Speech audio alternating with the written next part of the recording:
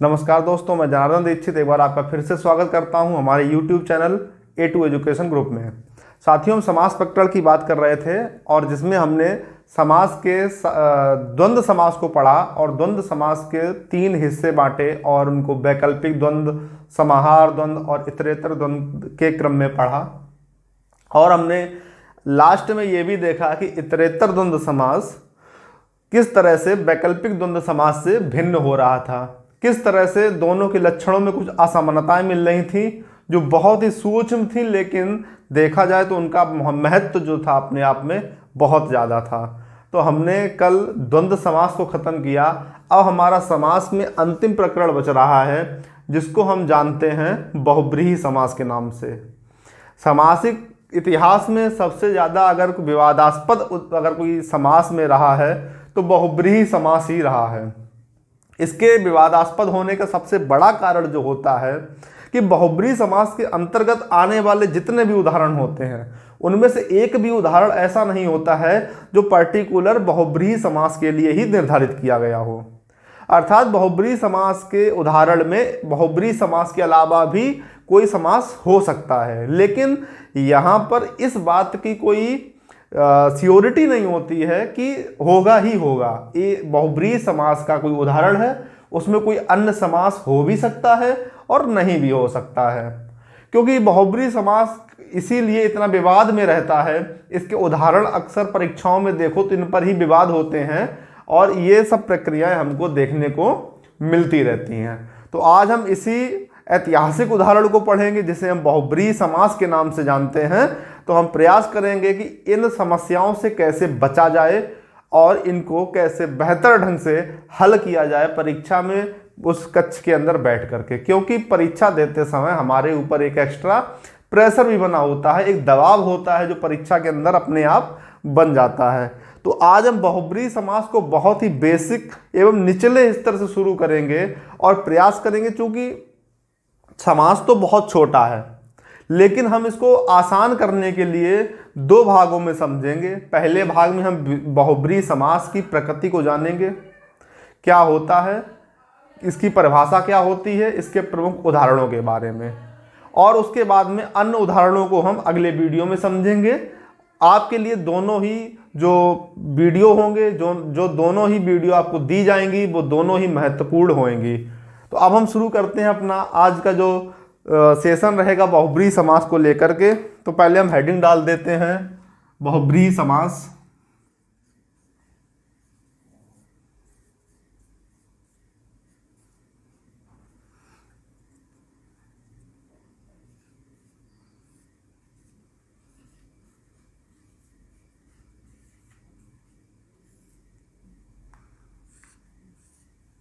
बहुब्रीहि समास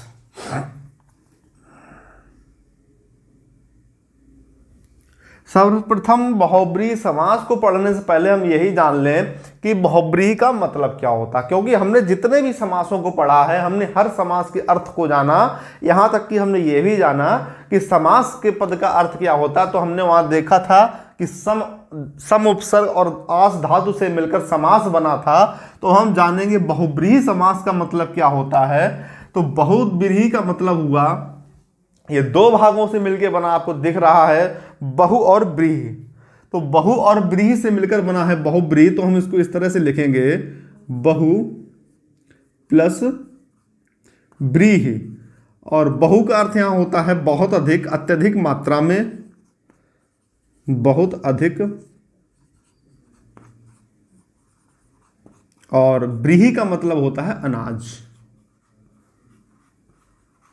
अब इस अर्थ का आपके समास से क्या संबंध है इसकी मुझे जानकारी नहीं है, लेकिन बहुब्रीहि समास को, बहुब्रीहि समास का जो बहुब्रीहि शब्द जो बना है बहु और ब्रीहि से मिलके बना है, जहां बहु का अर्थ निकलता है बहुत अधिक, ब्रीहि का अर्थ होता है अनाज या अन्न भी हम इसको कहते हैं, अनाज या अन्न से मिलकर बना है ब्रीहि।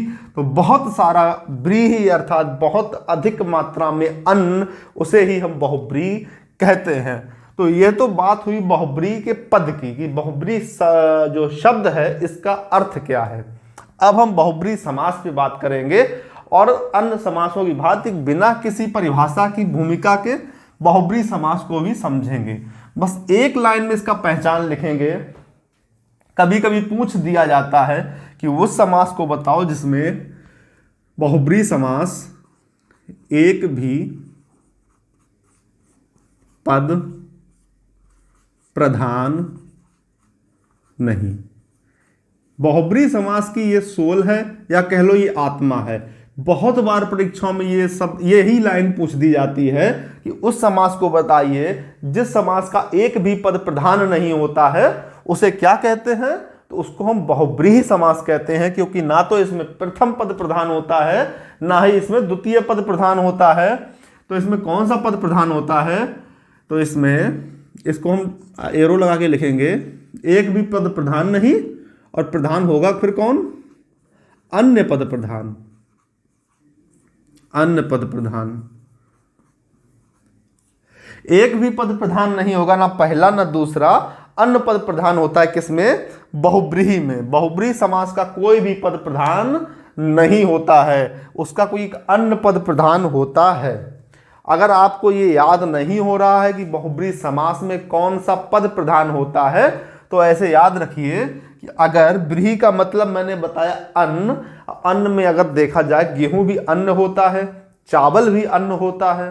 तो चावल की बोरी में रखे हुए चावल को, एक एक चावल में अगर मैं आपसे पूछूं कि एक चावल की 10 किलो की बोरी में कौन सा चावल प्रधान है, तो आप उसका उत्तर नहीं दे पाएंगे। लेकिन जब हम उसका मतलब पूछेंगे तो आप कहेंगे ये अन्न की श्रेणी में आता है, ये अनाज की श्रेणी में आता है। तो चावल का कोई पद प्रधान नहीं हुआ, उसकी जगह एक अन्न पद प्रधान हो गया, जिसको हमने कहा अन्न। अन्न जो है वो प्रधान हो गया वहां पर। ठीक इसी तरह याद रखना कि बहुब्रीहि समास का कोई पद प्रधान नहीं होता है। कौन सा पद प्रधान होगा? अन्न, या तीसरा पद प्रधान होता है, या अन्न पद प्रधान होता है। इस बात को बहुत ध्यान रखिए कि दोनों शब्द जो दोनों उदाहरण पूछे जाते हैं परीक्षाओं में कि किस समास का एक भी पद प्रधान नहीं होता है, तो वहां पर क्या ऑप्शन टिक करेंगे? बहुब्रीहि समास। और जहां पर वह कौन सा समास है जिसका कोई अन्य पद प्रधान होता है, तो वहां पर भी हम उदाहरण में लगाएंगे अन्य पद प्रधान होने वाला उदाहरण बहुब्रीहि समास का होता है। तो अब हम इनके उदाहरणों की बात कर लेते हैं। तो सबसे पहला उदाहरण लिखेंगे, इसको लिखा रहने देंगे, उदाहरण की श्रृंखला इधर शुरू करते हैं। जैसे अब देखिए किस तरह से अन्य पद प्रधान बनेगा। पीतांबर,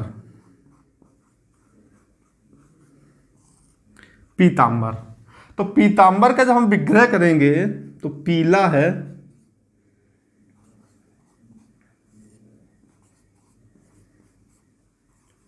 अंबर जिसका।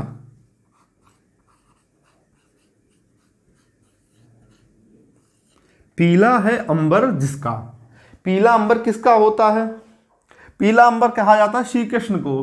पीले वस्त्र धारण करते हैं विष्णु जी जो हैं, वो जो हिंदू मान्यताओं के अनुसार जो विष्णु जी हैं वो पीले वस्त्र धारण करते हैं, या भगवान श्री कृष्ण को पीले वस्त्र धारण करने वाला बताया गया है। तो यहां हम लिख लेंगे श्री कृष्ण, ब्रैकेट में लिखेंगे श्री कृष्ण। पीतांबर कौन धारण करता है? श्री कृष्ण। अधिकतर श्री कृष्ण के भजनों में भी आपको पीतांबर शब्द का उल्लेख मिल जाएगा। तो आपने देखा पीतांबर दो शब्दों से मिलकर बना था। इनको अगर हम देखें तो एक तो इसमें बना था पीत, और पीत के साथ जब अंबर लगा तो यहाँ वृद्ध दीर्घ संधि होकर के इसने पीतांबर बना लिया। लेकिन ना तो यहाँ पीत जो था प्रधान रहा, ना अंबर प्रधान रहा। इन दोनों में अतिरिक्त कौन प्रधान हो गया? श्री कृष्ण, जो पीतांबर धारण करते थे, जो पीला वस्त्र धारण करते थे, वो श्री कृष्ण इसके मेन हो गए। तो इसका इसी क्रम में अगला उदाहरण देखेंगे। गुड़ाकेश। मैं आपको उदाहरण भी सिर्फ वही वाले करवाऊंगा जो परीक्षाओं में आते हैं और जिनसे आपको गलत होने की उम्मीद होती है, जो उदाहरण आपको समझने में समस्या होती है। अब गुड़ाकेश का क्या अर्थ निकलेगा, तो पहले तो यही जान लो कि गुड़ाकेश बना किन शब्दों में है। तो गुड़ाकेश हम दो शब्दों से मिलकर देखते हैं। पहला गुड़ाका प्लस ईश। अब गुणाका और ईस से मिलकर तो गुणाकेश बना है, लेकिन गुणाका का अर्थ क्या होता है? तो गुणाका का अर्थ होता है नींद। गुणाका का अर्थ होता है नींद। तो नींद का जो ईस होगा उसे क्या कहेंगे? नींदीस कह दें, या गुणाकेश ही उसको कहा जाता है। अब ये किसको कहा जाता है? ये शब्द प्रयोग किया जाता है अर्जुन के लिए या शिव के लिए। गुणाकेश जो शब्द प्रयोग करते हैं ये शिव के लिए भी प्रयोग करते हैं या अर्जुन के लिए भी प्रयोग करते हैं। दोनों लोगों के लिए ये पद प्रयोग करते हैं। क्या कहते हैं उसको? गुणाकेश। जो नींद का ईश है, जो नींद का राजा है। तो विग्रह मैंने यहां पर नहीं लिखा है, तो विग्रह आप समझ सकते हैं कि गुणाका धन ईश, गुणाका का राजा है जो, नींद का राजा है जो, गुणाका का ईश है जो, वो कौन है? शिव या अर्जुन को हम गुणाकेश कहते हैं। इसी क्रम में अगला उदाहरण हम देखेंगे।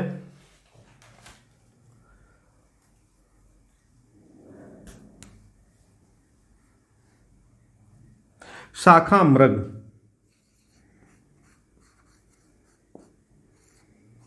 शाखा मृग। अब शाखा मृग का अर्थ क्या होता है? शाखाओं का है जो मृग, शाखाओं का मृग है जो। तो इसको हम विग्रह भी कर देते हैं, शाखाओं का मृग है जो। अब शाखाओं का मृग किसको कहा गया? तो शाखा मृग बंदर को कहा जाता है, या इसको हम वानर कह सकते हैं, वानर कह सकते हैं। अब देखिए किस तरह से ना प्रथम पद प्रधान हो रहा है, ना द्वितीय पद प्रधान होता है, ना यहाँ शाखा से कोई मतलब है, ना मृग का कोई मतलब। मृग तो जमीन में विचरण करता है, घास खाता है, घूमता है, लेकिन ना शाखा से कोई मतलब रह गया, ना मृग से कोई मतलब रह गया, लेकिन दोनों ने एक अलग अर्थ दे दिया जिसको हम कहते हैं वानर या बंदर के नाम से जानते हैं। तो हमने ये तीन उदाहरण देखे। पीतांबर, पीला है अंबर जिसका, और पीला अंबर कौन पहनते हैं? श्री कृष्ण कहते हैं। गुणाकेश, गुणाका प्लस ईश। गुणाका का अर्थ बताया मैंने नींद, तो नींद का जो राजा होता है उसे गुणाकेश कहते हैं, उसे अर्जुन या शिव के पद में प्रयोग करते हैं। शाखा मृग, शाखाओं का जो मृग है अर्थात वो बंदर हुआ। तो शाखा मृग में ना शाखा का कोई अर्थ रह गया, ना मृग का कोई अर्थ रह गया। ठीक इसी प्रकार गुणाकेश में ना गुणा का कोई अर्थ रहा, ना ईश का कोई अर्थ रहा। पीतांबर में ना पीत का कोई अर्थ रहा, ना अंबर का कोई अर्थ रहा।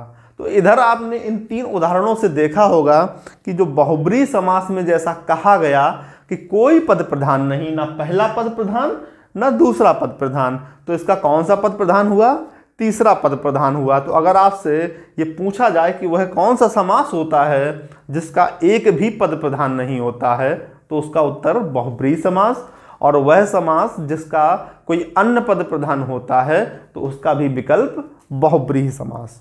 ऐसे बहुत सारे उदाहरण हैं, जिसमें एक सबसे प्रमुख उदाहरण की हम बात करें, अगर हम बातों के बातों में जब कोई तीसरे व्यक्ति की बात कर रहे होते हैं तो एक शब्द का बहुत प्रयोग करते हैं। और क्या प्रयोग करते हैं कि वो बहुत कोई व्यक्ति है, वो कैसी बातें कर रहा है? ऊट पटांग बातें कर रहा है, ऊट पटांग। अब देखिए ऊट पटांग बातों का मतलब क्या हुआ? पहले तो हम ऊट पटांग का अर्थ देखते हैं। ऊट पटांग का मतलब हुआ कि ऊट पर टांग। कोई इसमें ऐसा व्यक्ति है जो ये बता पाए कि आज तक दुनिया में किसी ने ऊंट पे टांग रख ली, बैठने वाली टांग नहीं, कि खड़े ऊंट पे टांग रख ली हो। कोई हुआ? मुझे तो नहीं लगता कि गिनीज वर्ल्ड बुक में जिसका नाम होगा दुनिया के सबसे ऊंचे व्यक्ति के रूप में, उसने भी कभी ऊंट के ऊपर टांग रखने की जरूरत की होगी, क्योंकि ऊंट के ऊपर टांग रखने पर खुद का दूरदर्शन शुरू हो सकता है। तो ऊट पटांग, ऊट पर टांग, लेकिन यहाँ क्या ऊंट का कोई अर्थ निकल रहा? नहीं निकल रहा। मैं आपसे पूछूं यहाँ टांग का कोई अर्थ निकल रहा? नहीं निकल रहा। तो ऊंट पर टांग है जो, उसे क्या कहते हैं?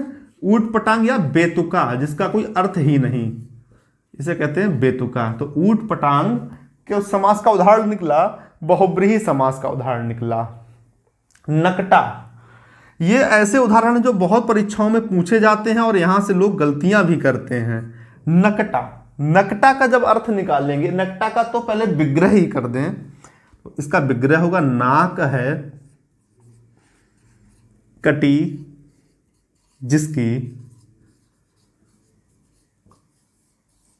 जिसकी नाक कटी है उसको नकटा कहा जाता है। लेकिन हर मोहल्ले में 2-4 नकटे हमें मिल जाते हैं। गौर से देखना, क्या उनकी नाक में कोई कटान का निशान दिखाई देता है? कभी नहीं मिलेगा, क्योंकि इस नकटे का अर्थ हुआ बेशर्म, जिसे किसी बात की शर्म ना हो। तो नकटा का अर्थ होता है बेशर्म।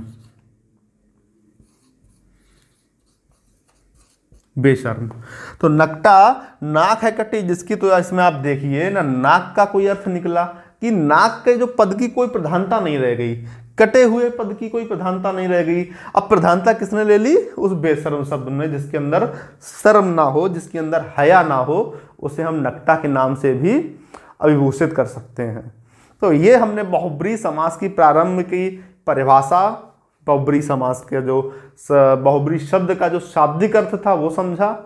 प्रमुख उदाहरण, ये 6 उदाहरण देखने में 6 बहुत छोटी संख्या दिख रही है, लेकिन ये समास ऐसे हैं, ये उदाहरण ऐसे हैं, ये कभी भी आपसे प्रश्न परीक्षा में पूछे जा सकते हैं, जिसमें आपको हिंदी शब्दावली जितनी अच्छी कर लेंगे आप बहुब्रीहि समास को उतने ही आसानी से तोड़ लेंगे।